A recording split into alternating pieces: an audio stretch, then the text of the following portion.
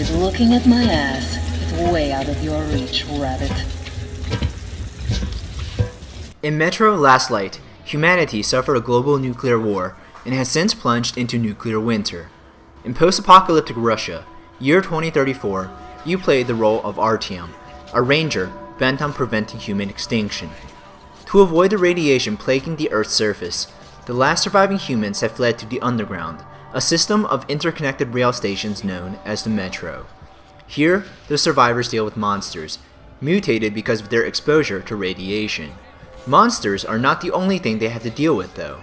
Strife is omnipresent among opposing factions of humans, as neo-Nazis and neo-communists have taken to forming and trying to seize power over humanity's shambled remains. But through it all, Artyom knows that the key to ensuring survival may lie in understanding the last mysterious entity of the race they tried to destroy in Metro 2033, the Dark Ones. What's going on, YouTube? My name is David from Very Traumatic Gaming, and welcome to my review of Metro Last Light. Metro Last Light is the sequel to 2010's Metro 2033. Metro 2033 is in turn based off the book Metro 2033 by Russian author Dmitry Glukhovsky. He also wrote a sequel, Metro 2034, but Last Light is a story independent of what goes on in 2034. You do not need to have played Metro 2033 to understand Last Light's premise, as the game brings you up to speed quickly. At heart, Metro Last Light is a stealth horror first-person shooter. But what's truly stellar about the game is the meticulously designed devastation depicting setting. Bungie and Valve were pioneers in FPS world crafting, with making the iconic Halo and Half-Life universes respectively. 4A games with Metro Last Light have brought to life a setting capable of mention in the same vein. Post-nuclear apocalypse games have been done before, a la the Fallout series, but the way Metro is crafted, it creates such a tense, believable atmosphere that amplifies your character's struggle through the game. The visuals are stunning, easily competing with graphical powerhouses Crysis 3 and The Witcher 2. Especially impressive is the shadowing and the tessellation. The methodical, deliberate nature in which you perform your actions, such as manually charging up your flashlight, changing your gas mask filter, pumping pneumatic weapons, and using a bullet casing turned into a lighter to view your objectives, adds depth to the post-apocalyptic experience. If military-issue weapons aren't available, people use makeshift guns made out of scrap metal. Military-grade bullets from before the nukes are worth more than gold and are the game's currency. There's a lot of empathy to be had for those you see struggling to get by in their makeshift housing, having to live with the metro tunnels over their heads. Most people get their protein from raised pigs or eating the tunnel monsters. When traveling in between settlements, ammo is scarce, and you have to brave the dark corridors to scavenge, or risk having to use valuable military-grade bullets. Monsters are omnipresent and unrelenting. All of these environmental distinctions and attention to detail of interpersonal interaction in the improvised settlements create a powerfully immersive atmosphere. Gameplay-wise, the survival element, in making your character feel vulnerable, is strongly emphasized. The combat and controls are much improved from 2033. Aiming down sights is comfortable, and each hit feels meaty and satisfying due to the scarcity of ammo. The game is straightforward for the most part, but there are some side paths and alleys to explore for ammo, and sometimes different paths through objectives. It's a fine balance between giving the player a sense of urgency, but also giving them room to roam. In human-held areas, it is best to use the stealth approach, because when you get detected, heavily armored enemies come as reinforcements.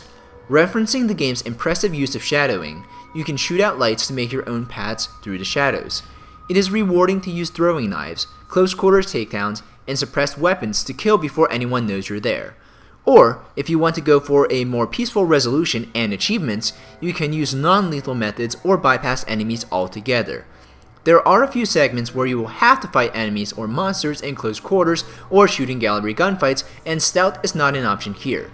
Here, you will have to make painful choices as to whether you will use your powerful but valuable and scarce military-grade bullets, or opt to fight it out with less powerful ammunition.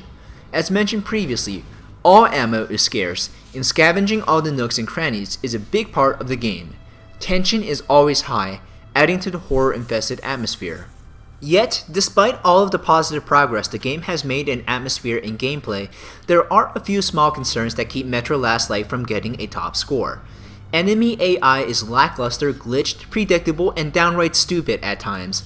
Lack of enemy peripheral vision and environmental awareness plague a lot of stealth games to date, and Metro is no exception. Also, I felt that the stealth portions could have been a little more open. There aren't nearly as many solutions and tactics to resolve encounters as Dishonored and Assassin's Creed, but maybe that isn't a fair comparison because those games are at the top of the stealth genre. Even still, greater variance in possible stealth tactics would be appreciated. Monster encounters could also be less repetitive, as many seem to devolve into defending against a horde. I wish there were more chances to fight demons because to me they are the single most horrifying thing to go up against. Ranger mode needs some adjusting, as it is impossible to check reserve ammo. Removing the heads-up display is fine, but I don't see why it would be immersion breaking to be able to check how many bullets you had left without visiting a merchant. In Metro 2033, you could check your journal to see how many reserve rounds you had, but not so with Last Light. Although the setting is phenomenally designed, the story is passable but not remarkable. There are some elements that could be explored more, such as the conflict among factions and a deeper explanation of the origin of the Dark Ones, but this may be one of my more subjective criticisms. I also felt that the game was a little short, but multiple playthroughs on higher difficulties are inevitable, so this is just a minor concern. Overall, in a market oversaturated with non-stop action-oriented shooters, Metro Last Light is a welcome change of pace. It has one of the strongest atmospheres of any game ever made. The Metro series has some of the most pivotal survival games I have played to date, but there are minor criticisms that prevent the game from standing up to some of the industry heavyweights. Metro Last Light gets a B.